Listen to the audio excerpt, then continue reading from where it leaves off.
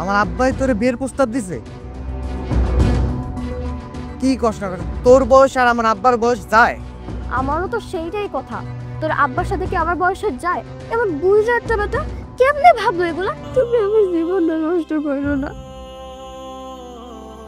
আমি যদি তোমার কাছে বসে হয়ে যাই তাহলে তুমি আমারে কও, আমি পড়াশোনার পাশাপাশি মানুষের বাড়িতে বাড়িতে কাম করবো, তোমার টাকা দিব।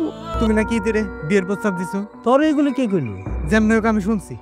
তোমার কি বিয়ে করার বয়স আব্বা? তুমি এই বয়সে কিসের জন্য বিয়ে করবা? আরে আমার কি এমন বয়স হয়েছে? আরে আমার চেয়ে বয়স হলো মানুষ বিয়ে করতেছে। আর তাছাড়া কেন মা, স্কুলে ছিলাম। স্কুলে আসিলি? তোর স্কুল ছুটি যে কোন সময়? স্কুলে বান্ধবীরা দিয়ে সবাই বাসায় পড়ছে, তুই এতক্ষণ দেরি করছিস? কই আসিলি? মা, বান্ধবীর লগে কথা কইতেছিলাম। বান্ধবীদের লোকে কথা কইতেছিলি? এখন বেশি পাক না বোঝাই গেছে না? কে বান্ধবীর লোকে কত? ঘটক সাহেব, হরিণটা সুন্দর, ভালো বংশে একটা মেয়ে দেখেন তো। মেম্বার সাহেব, আপনি কি বিয়া করবেন? আমি বিয়ে করব কি বিয়া? আমার পোলারে বিয়ে করাম। ও, তাহলে তো ভালোই হইল। আমার কাছে সুন্দর একটা মাইয়া আছে। কোন বাড়ি, কোন বংশের মেয়ে? মেম্বরে দাঁড়াইছিল আনোয়ার, তার একটা সুন্দর একটা বোন আছে, খুব লক্ষ্মী একটা মেয়ে। আনোয়ারের বোন? আনোয়ারের বোন? আনোয়ারের বোনের যদি আমার পোলার লেখা আবু করে আনতে পারি তাহলে আনোয়ারের লগে একটা সুসম্পর্ক হইব। আনোয়ারের লগে আমার প্রতিদ্বন্দ্বী থাকবো না, আমার বিরুদ্ধে আনোয়ার যাইতে পারবো না। এদিকে আমার পোলার বউ হইল, ওদিকে আমার প্রতিদ্বন্দ্বীও শেষ হইল। ঠিক আছে ঘটক সাহেব, আপনি আনোয়ারের বাড়িতে যা আনোয়ারের সাথে কথাবার্তা কন, আমার তো ছেলে বিয়ে করাই দিব। আব্বা, আমি এখন বিয়ের সাথে করবো না। বিয়ে শাদী করবি না মানে? কি হয়েছে তোর? আমার কেমন বিয়ে করার বয়স হয়েছে আব্বা। আরে তোর চেতে অল্প বয়সের পোলাপনে বিয়ে করতেছি, আর তুই বিয়ে করবি না কে? না আব্বা, আমি এখন বিয়ের সাথে করতে পারবো না। আর এই ঘটক, এই আপনি আমাদের বাড়িতে আইছেন কিসের লিগে? জান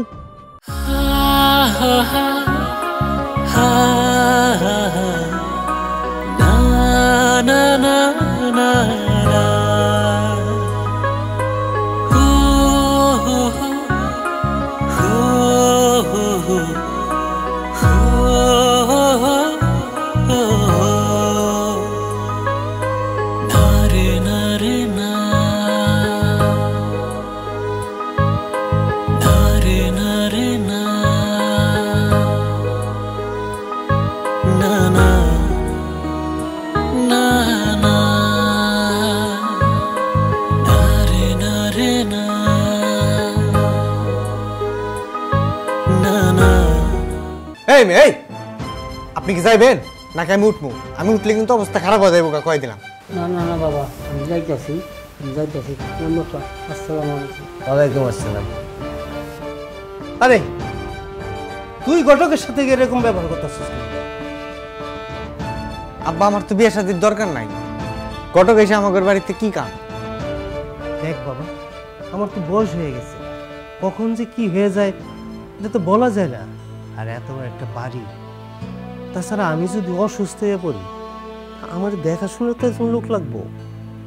তোর মা মারা যাওয়ার পরে তোর মুখের দিকে তাকাইয়া আমি বিয়ে শাদীর কথা চিন্তা করি যাই। এখন তোরে বিয়ে করাইয়া আমি মরতে পারলে শান্তি পেতাম। তুই কোনো আপত্তি করিস না বাবা, তুই রাজি হয়ে যা। আব্বা এসে তুই বিয়ের কথা কইতেছে, আর আমি ইতিরে ভালোবাসি। এখন নীতির কথা কইলে আব্বা রাজি হইলে হইতে পারে। এখন কি আব্বার ইতির কথা কমু? না থাক, আব্বার মাথা আজকে গরম আছে, পরে ঘুমু নেই। কিরে তুই কিসের এত চিন্তা করস? আব্বা, তুমি মুরব্বী মানুষ, তুমি যেহেতু সিদ্ধান্ত নিছো, তাহলে তুমি যেটা ভালো মনে করো এটাই করো। আচ্ছা ঠিক আছে, আমি একটা ভালো পাত্রী দেখা তোরে জানাবো, প্রিয়া কুটুমে যা। আচ্ছা ঠিক আছে আব্বা, আমি তাহলে আমি যাই। ঠিক আছে তুমি যাও, আমি দেখি ভালো মায়া পাই কিটা। ভালো মায়া পাইলে তোমার আমি জানাব না।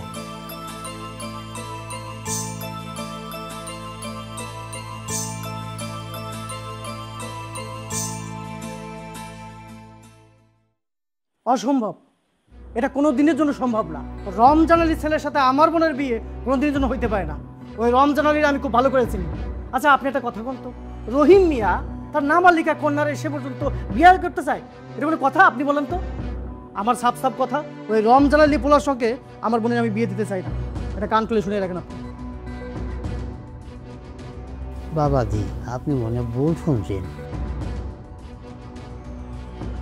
রমজান আলীর মেম্বার এরকম মানুষ না। আপনি ভালো করে যাই না দেখেন, আপনি সত্যিটা জানতে পারবেন। আচ্ছা এই যে রহিম মিয়ার মেয়া, নাবালিকা একটা মেয়া, তারে পর্যন্ত বিয়ার প্রস্তাব দিছে। আচ্ছা এদিকে মানিয়ে নেওয়া যায়? আপনি কোন রহিম মিয়ার বাড়িতে আমি গেছিলাম একটা সম্বন্ধ নিয়ে, মেয়ের পছন্দ না, সেই জন্য বিয়ে হয় নাই। শোনেন ঘটক সাহেব, রমজান আলী মেম্বার সম্পর্কে আমি খুব ভালো করে জানি। আমার চেয়ে ভালো কেউ জানে না। শোনেন, আমাকে সাফ সাফ কথা, তারা যায় কন আমাকে পরিবারে কেউ রাজি না। ঠিক আছে বাবা, তাহলে আমি মেম্বারের সাথে কথা বলি। আমি তাহলে এখন আসি বাবা। আচ্ছা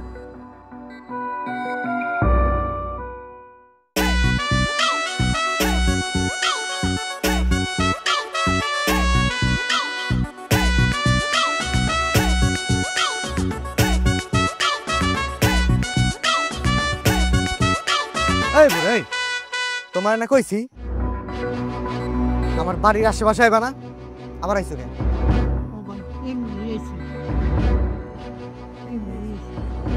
ওই দিন যে তোমার শাসায় দিলাম, এরপরেও তুমি আইছো, তোমার কি শিক্ষা হয় নাই? মেম্বার আইতে কইলে তুমি আইবা, এখন যদি আমি তোমার পিডাই? না বাবা, তুমি আমার মারি না, তুমি আমার মারলে আমি তো মরে যাইলাম। বুঝে যাইবা না, এক দৌড়ে এলাকা ছাড়বা। যদি না গেছো, টেংরি ভাঙ্গা হাতে ধরে দিব। এই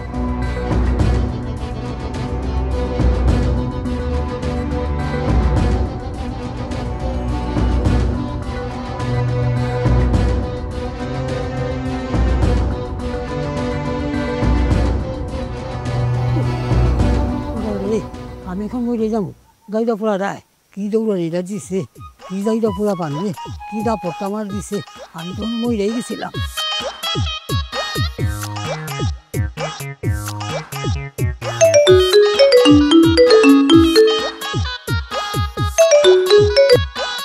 হ্যালো ঘটক সাহেব, আরে আপনি কই?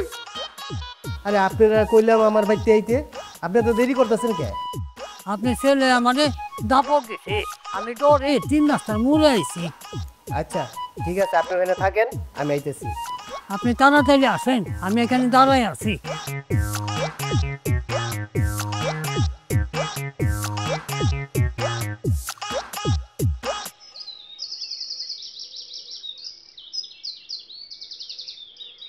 কি ঘটক সাহেব, আজকে আবার কই যাইতাছেন? তোমাকে বাড়ি যাইতাছি। আমাগো বাড়ি? আমাগো বাড়ি কি লেগে দিতেছেন? তোমার বিয়ার প্রস্তাব নিয়ে দিতেছি। আমার বিয়া? কার সাথে? মেম্বারের ছেলের সাথে তোমার বিয়ে। ও আচ্ছা, মেম্বারের ছেলে দেখতে শুনতে মাশাআল্লাহ ভালোই আছে। আমারও না মেম্বারের ছেলের অনেক পছন্দ। তুমিও পছন্দ করো তাই নে? হ, আপনিও না আমাকে বাড়িতে যাইবেন, গিয়া কইবেন মেম্বারের পুরা দেখতে শুনতে মাশাআল্লাহ, পড়াশোনা অনেক ভালো। হ্যাঁ, আমার মা বাইরে যত পারেন ওর নামে প্রশংসা করবেন। আপনি যদি আমার মা বাইরে রাজি করাইতে পারেন, আপনার জন্য পুরস্কার আছে। তোমার মা আর বাইরে যেমনি হোক আমি রাজি করামো। কুদ্দতালি ঘটক।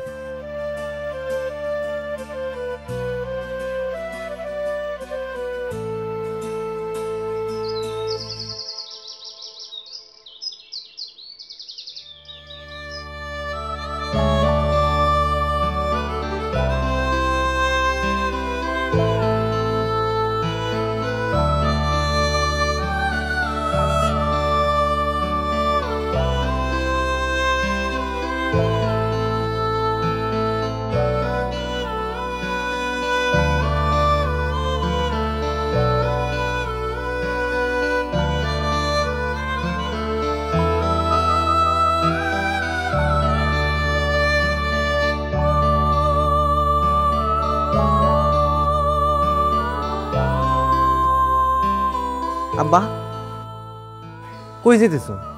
যেতেছি আনোয়ার বাড়িতে। আনোয়ার গো বাড়িতে? আনোয়ার গো বাড়ি থেকে? ঘটকের কাছে শুনলাম আনোয়ার অনেক একটা সুন্দর বউ আসছে, দেখছি তো অনেক ভালো, তাই চিন্তা ভাবনা করলাম দেখি তোর জন্য আনা যায়। আব্বা কি করতেছো তুমি এগুলা? আনোয়ারের বউ সম্পর্কে তুমি জানো? ও অনেক চঞ্চল একটা মাইয়া, সারাদিন গ্রামের মধ্যে টোটাই করে ঘুরে বেড়ায়। আব্বা ও স্বভাব চরিত্র একবারে পোলাগো মতো। আমি জানি শুনে এরকম একটা মাইয়ারে বিয়ে করুন, আমি কোনোদিনও এই মায়ের বিয়ে করতে পারুম না। তুমি এই মায়ের কথা আমার সামনে কয়ো না আব্বা। এই তুই কি কম চঞ্চল? সারাদিন বন্ধু বান্ধব বলে আড্ডা দিয়া চল। আরে তাছাড়া তো তোরে তো যেখানে সেখানে বিয়া করান যাবো না, আমাকে তো একটা বংশ পরিচয় আছে। আনোয়ারের বংশটাও ভালো, আমাকে সাথে মানাইব। আব্বা অগবংশ যতই ভালো, আমি এই মায়ের বিয়ে করতে পারবো না। আর ঘটকের সাথে তুই এমন ব্যবহার করিস কেন? ঘটক নাকি বাড়ির সামনে এসে তুই তারে দৌড়ানি দিছস? এই ঘটকরে দেখলে আমার মেজাজ খারাপ হয়ে যায়। এই ঘটকরে আমার একদম পছন্দ না আব্বা। আচ্ছা ঠিক আছে, ঘটকরা তোর পছন্দ করা লাগবে না, তুই বাড়িতে থাক, আমি আইতেছি।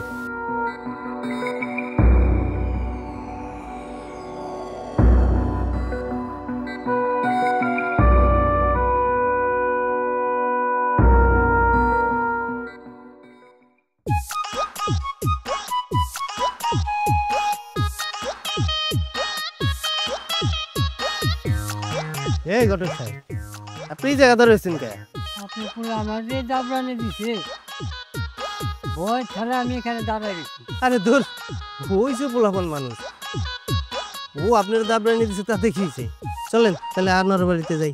আমার বোনের সাথে দেখা হয়েছিল, ওই মেয়ে বললো আপনি ছেলেরে নাকি পছন্দ করেন। তাই নাকি? আচ্ছা ঠিক আছে, তাহলে চলেন আনোয়ার বাড়িতে যাই। আমি কাল গেছিলাম, আমার সাথে অনেক রাগারাগি করছে, আপনি ছেলের সাথে বিয়া দিব না।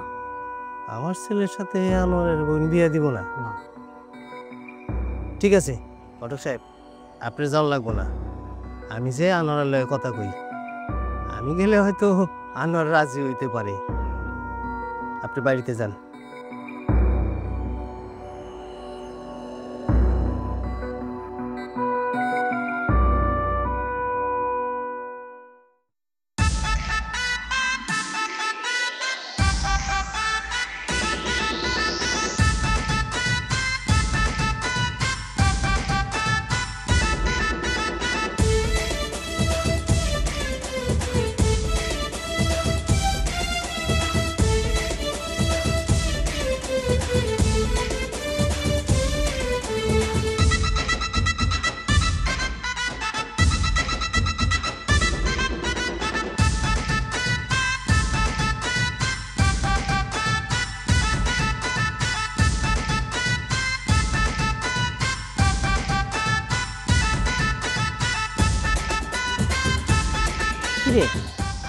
এত সাজুগুজু করতেছিস, কোথাও যাবি নাকি?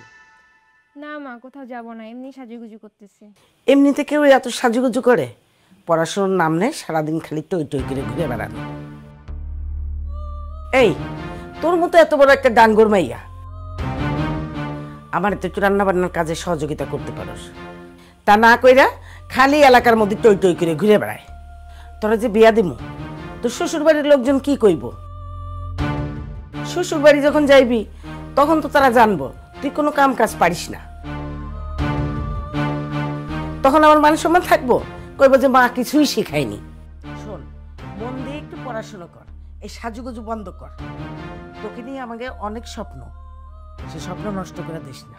দেখো মা, এত জ্ঞান দিও না, আমারও তো শখ আহ্লাদ আছে, তাই না? চুপ, এক থাপ্পড় মারবো।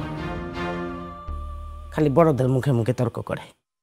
তোরে নিয়ে আমাকে অনেক স্বপ্ন, আমার সেই স্বপ্নটা তুই ভেঙে দিস না, বুঝছিস?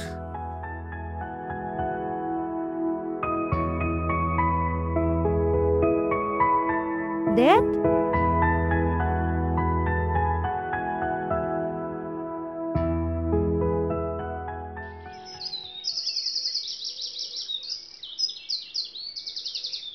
আনোয়ার বাড়িতে আছো নাকি?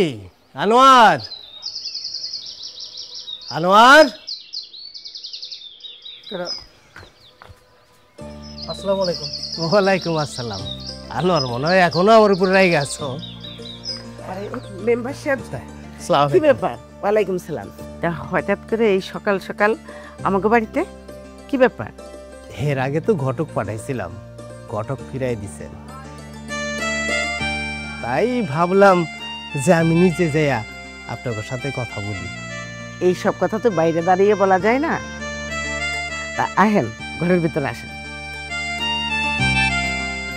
আসেন ভেতরে আসেন। আসেন। চলে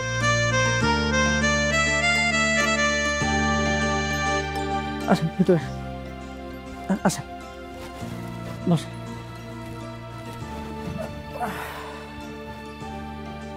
মেম্বার সাহেব, আপনি তো আমাকে বাড়িতে আসেন আমাকে কিছু না জানাই, তো আপনার জন্য তো বিশেষ কোনো ব্যবস্থা করতে পারবো না, তবে চা নাস্তার ব্যবস্থা তো করাই যায়। সাবিনা, মেম্বার সাহেব আইসে, চা বিস্কুট যা আছে ঘরে সেটা নিয়ে আয়। তা মেম্বার সাহেব, আমাকে বাড়িতে আইলেন হঠাৎ করে, কি মনে করে? আনোয়ার, তোমার সাথে আমার পার্সোনাল একটা দ্বন্দ্ব আছে। তুমি আমার প্রতিদ্বন্দ্বী, আমি ইলেকশনে পাশ করে মেম্বার হইলাম, তুমি ফেল করলা, সেই থেকে তোমার একটা রাগ আমার প্রতি আছে আমি জানি, কিন্তু এই রাগ নিয়ে থাকলে তো আর চলবো না, সম্পর্কটা একটু গভীর হওয়া দরকার, কারণ তুমি আর আমি তো একই গ্রামের লোক। তাছাড়া আমারও তো বয়স হয়ে গেছে, কখন কি হয়ে যায় কোন তো যায় না, এরপরের দায়িত্ব তো তোমারই নিতেই। শুনলাম তোমার একটা বোন আছে, সে নাকি অনেক সুন্দর, ঘটকের কাছে তার সম্পর্কে অনেক কথাই শুনছি। আমার একমাত্র ছেলে, তুমি তো জানো আমার সংসার দেখার কেউ নাই, তাই কইছিলাম কি আমার ছেলের জন্য তোমার বোনের নিতে চাই। ঘটকের কাছে তোমার বোনের প্রশংসা শুনি না, আমি সিদ্ধান্ত নিছি তোমার বোনরেই আমার ছেলের জন্য নিব। তোমাদের মতামত জানার জন্যই আমার এখানে আসা। বাবা আনোয়ার, মেম্বার সাহেব কিন্তু কথাটা খারাপ বলেনি।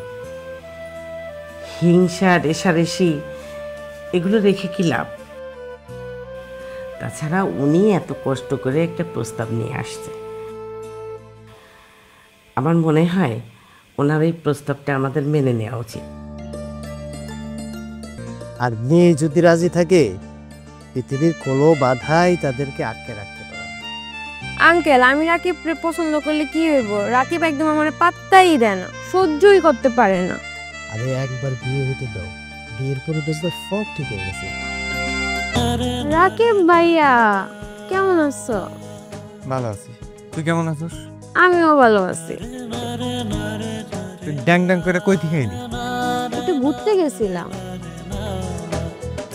সারাদিন তো খেয়ে কাম কাজ নাই তোর, ড্যাং ড্যাং করে সারাদিন ঘুরে বেড়াস। এই সামনে লেপড়া নাই তো? পড়ালা তো করবই, পড়ালা জায়গা পড়ালা, ঘুরা জায়গা ঘুরা, সারাদিন কি বললে বয়ে থাকবো? আমি আসলে ইতিরে অনেক পছন্দ করি। ওইসব পছন্দ মুসুদের কথা না, ওহন আর চলবো না, বুঝছস? আমার মাইয়া কি কইছে হুমস নাই, অন যা তুই। আমি কিছু বুঝি না রে বাবা, তোরা বাপে পুতে কি শুরু করছস? কত একজনকে নিয়ে দুইজনে টানাটানি শুরু করছস।